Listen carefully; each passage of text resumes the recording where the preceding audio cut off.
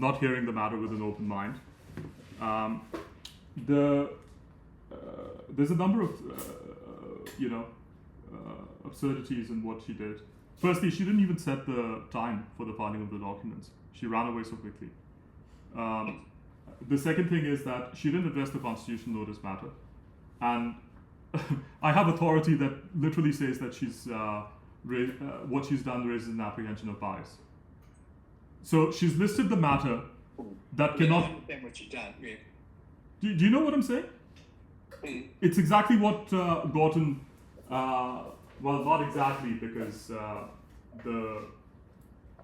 Okay, so I'm going to write to her or her chambers on behalf of everybody and say that we're going to raise an application for her recusal. We require her to publish reasons for the orders that she's made, because we will seek to rely upon them. But the Judiciary Act does not even allow her to continue with the hearing of the matter. And the 6 weeks is insufficient because she's required to give the Attorney General an appropriate time to respond. Do you understand what I'm saying? Yeah, I understand. So clearly it's not an appropriate time to respond to that. And I mean, clearly she understood the difficulty with the thing, but she just didn't want to give me everything. It was an ego thing at the end. I mean, she accepted what I was saying, effectively. And I mean, the barrister acting for the other side, she's such a fucking idiot. Did you hear her submissions? Yeah, no, I did. She didn't know anything about the law or the facts of the matter. She was, facts. yeah, but also the law. Like she says, the judicial registrar has predetermined the matter. This is a fucking hearing de novo. There's nothing on the record anymore. And did you see how protective she was, the judge of the council? Look, I can guarantee it's common thread that I don't like people attacking the other side because it doesn't occur. Yeah, but that's not what the law is. I know, but okay. Yeah, it's mention bias, that's what they'll all do the same. I can guarantee it. No, even Gane didn't do that. Yeah, but all will all do it. Okay, he didn't, but no. And I mean, he wasn't even the most progressive guy. Dixon would famously. I mean, Dixon didn't do it with us, and he was famously very strict against He basically gave the judgment in Bolitho versus Banksia, where he wrote 600 pages on lawyers' obligations. So I know those judges are rare, but thankfully they set the law, and all the others have to apply it. So we shouldn't hold any punches. We should continue. I don't think this matter will be, will proceed to final determination anyway, because the moment we lodge the appeal, firstly, it automatically stays the matter. There's authority about that. They can't continue to hear the petition while the appeal is on foot. That's the first matter. So all of this is a, futile exercise anyway. But so what we need to do is get as many fucking judges out of the way, that are corrupt or unhelpful or protective of lawyers as we can in this through this matter, because this is not going anywhere. Anyway. No, okay, I hear what you're saying, but yeah. And the second matter is. Are we, if we raise a recusal application, I mean, isn't it better that we file our appeal, put our efforts into doing that rather than worrying about a recusal application? But there's no effort in the recusal application. What does it achieve? I mean, it achieves the fact that what? It achieves nothing. No, Peter, we can't actually raise it again if we don't raise it now. It will achieve nothing. Let's file the appeal and get the thing over and done with. No, I'm not proposing that we spend a lot of time, but we can't raise. No, I don't think, let's get the appeal done. Don't worry about the recusal. I mean, we have to raise the recusal because we can't raise it later. Okay, listen, I didn't raise gotten to recusal exactly because of the same reason, that you guys would not have liked it, and because of that, right now. I'm saying I'm different. I'm taking a different tack. I'm saying why do we want to waste our efforts on a recusal application? Let's get the appeal in if that's going to bring the matter to an end. Okay, That's because very logical, that's all. okay, let me just say this, because we don't have to do anything for the recusal application. We have to spend no time, literally, in the recusal application. All we have to say is we have to write like a 5-minute email, a few lines long, to say that we want her to publish the reasons because we will rely on this in support of a recusal application that will be heard in court later. That's all we have to say. And if we do that, then we secure our right to raise the matter for recusal. If we don't, then we waive our right. That's what the law is. And Yeah, okay, fine. Happy to do that. okay, that's the first matter. The second matter is that you must understand that she's going to hear the injunction application. Yes, I understand that. Yeah, I don't want her hearing the injunction application. Why is that? Because she's not going to give us the cost order.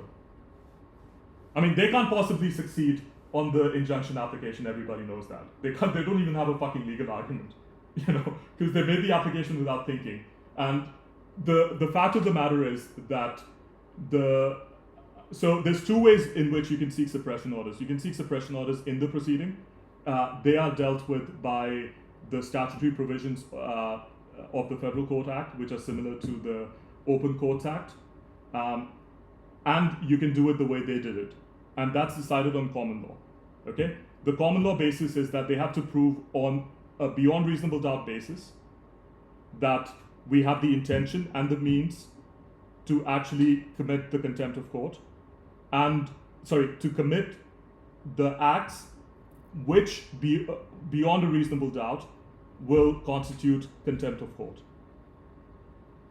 They can't even fucking begin to make that application because the basis upon which they have made the application is this, that they don't think that it's relevant evidence, and in the absence of the relevance that they cannot see, they can only presume that it is done as a contempt of court. That's not beyond reasonable doubt. Even on their purported basis, it's not beyond reasonable doubt. So my problem... I understand what you're saying. No, but my problem with it is that... What I can't understand is how you already reviewed that she's not going to give us anything in relation to that. Because Peter, because I'm raising very detailed mathematical arguments, and the combination that we're relying on is this. One, the application was hopeless. Two, it was made deliberately to frustrate our rights and to cause delays to the hearing of our matters, and that their counsel knew about these issues and the law in this matter, and so on and so forth. In order for us to get the orders that we require, we need her to make findings of abuse of process against the applicant and their lawyers. Yes, yeah, I understand that. Did you see how defensive she was? Like, even Gorton never stopped me from raising allegations against the lawyer. She basically stopped me. She gagged me from uttering the words that would give evidence against her. So, you understand, it's a directions hearing. They don't argue these sort of matters in directions hearing. No, that's fine, but okay. Directions hearing, don't you? Peter, okay, are you saying that she's going to be open-minded about making orders against the lawyers on the other? I can't, from what you just said, I don't form a view that she's going to be prejudicial in relation to what we're trying to do. No, I think... So... She's based on the fact that you're in court, she knows nothing about... No, okay, so she said, and I quote, you need to just address the facts and not make allegations against the lawyer. Yeah. Because, she doesn't know anything about the matter and you've launched into her. So they're going to be protected. Okay. I wouldn't take it any further. And, I don't read anything any more than that. Okay, we have to raise this matter about the lawyer issue. Under your guidelines, Shivesh will never find a judge. That's not fair. That's not fair. It's true. What? No, Peter, I'm not coming up with my own standard for the... Unfortunately, your standard is that we'll never find a judge. No, what I'm saying is that they must enforce the... Okay.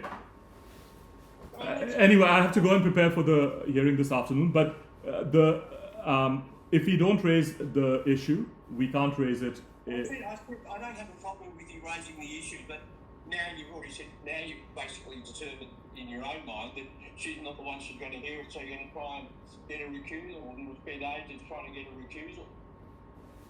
For the, I don't want her to hear the application against the lawyers on the other side about the abuse of process in the other proceeding.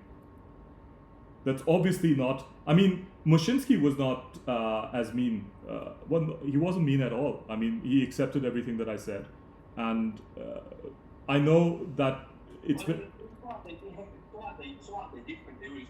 He accepted it because it was, fairly obvious that he couldn't do it because there was no. But when we had first made those allegations, against the lawyers acting for the other side, he had not been as resistant to the making of those allegations as she is right now.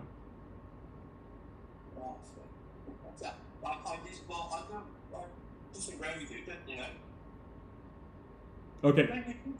Mushinsky, we all agree, and it was obvious that you had to go. That was no. All that I'm saying is that we shouldn't be pressured by the fact that there will be a delay to the hearing of the matter in accepting her. That's all that I'm saying, because the fact that she's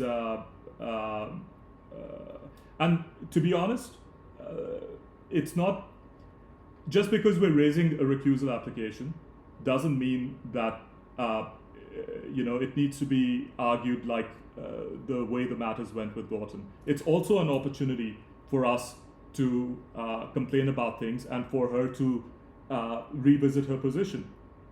Just based on what has happened right now, if she rejects our recusal application, I accept that we will not have an obvious case against her. But raising those matters timely can lead to one of two things. Either she gets annoyed and pissed against us and decides to deliberately rule against us, which a judge cannot do. And if she's that sort of a person, she's already going to rule against us, because that's our whole MO against the LSP. All I'm saying is, okay, write the letter, and then we just got to proceed post haste with doing the appeal. Yeah, that's fine. But we also have to argue the injunction application, which is in 2 weeks. It's listed for.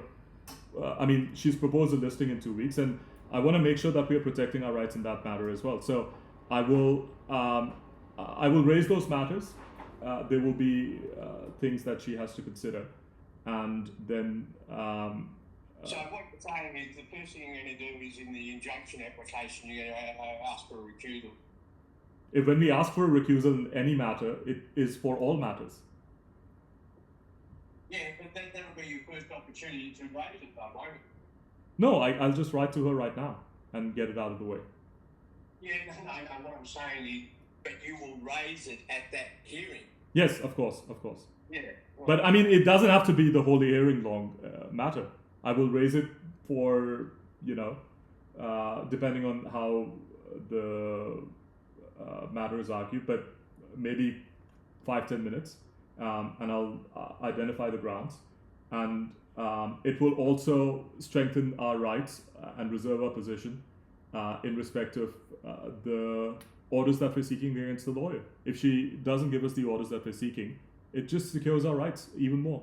So, plus, if she's sensible, she will revisit her position, and um, this is not necessarily a bad thing, Peter. When we push them, there's two ways they can deal with it. They can either take it egotistically, or if they're sensible and law-abiding, they are then forced to consider our points, because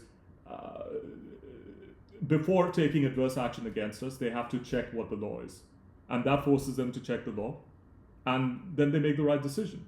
Now, a lot of judges have actually done that with us, and we have benefited from doing that. So it's only in the circumstance that the judge is going to choose to go against the law to burn us. And anyway, the surest way for us to succeed is to lodge the appeal stuff, because that will let go of the insecurity that we have right now. That's the first thing. And the second thing is we need to publish everything.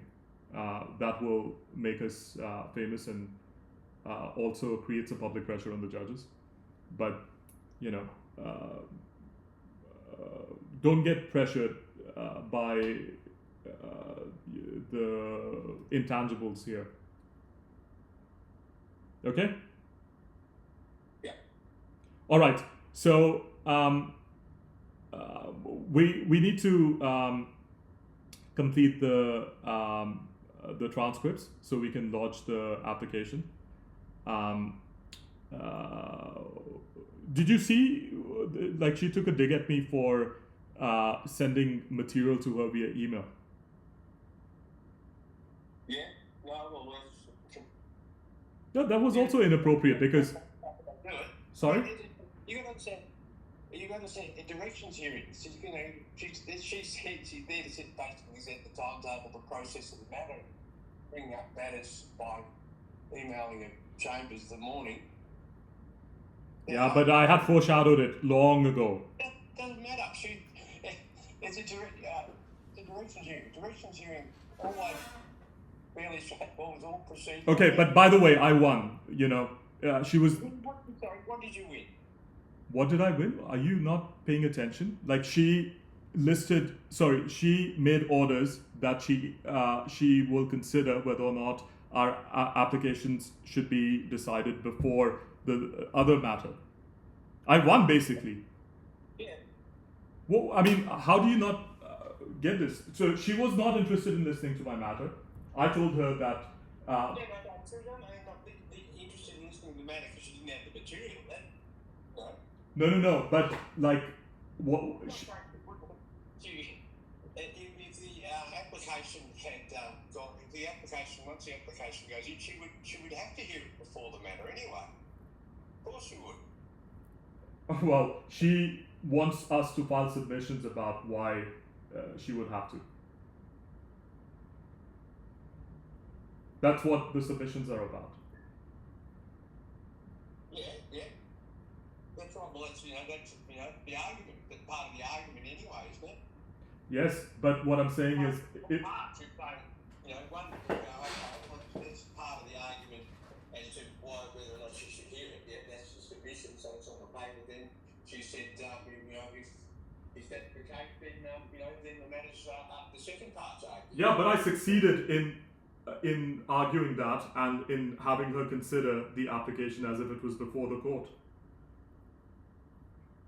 Do you get it? Because her initial position was that I don't have anything before me, and that was the position of the NSB, that, there's no application, and then what we would have had to do was file the application and then seek a directions hearing to have the orders displaced. So I succeeded in getting her to acknowledge that the application was already before her, and that was on the basis of what the law is. But the problem is that she has still listed the substantial application, and that's where we say the presumption arises. Anyway, don't be disheartened is the point. Ultimately, the rule of law is relevant, if not all decisive, and they can't scheme their way into winning because we can scheme better. So, all right, I'm gonna go. With the, I'll let you know if. Are you working in the afternoon, by the way? Yeah, this afternoon. I'm working this afternoon, yeah. I don't anticipate that they would even let me adduce any evidence from you. But if I call you during the hearing with an urgent thing, then I just want. What time? What time is it? It's listed for 2:30, and I'll text you if something urgent in the hearing arises. Yeah, something I've got to obviously say. Look, it could be 5 minutes, so that's good. Yeah. But I don't think it will. I just want you to be aware of it, and then let's start finalizing the transcripts because there's actually quite a lot of things which are problematic with them. So. I know the fact that I put it down in the spreadsheet. Yeah. One of the early recordings is really bad. Okay, so let's do this. If you can go through all the transcripts sequentially and just make notes about whether you've gone through the content and whether the parts that are still left are parts that you can't hear. That's easily done because I've got access to the original. We haven't changed the original spreadsheet, have we? That's still available. Yeah, and we copied all the content from it anyway. Okay. So any notes that you would have made would have been copied. Yeah, okay, cool. That's good. Yeah, cool. Okay, yeah. so in the new spreadsheet, if you could just make the notes. All right? Thank you. Yeah. Cheers, bye. Okay. Bye.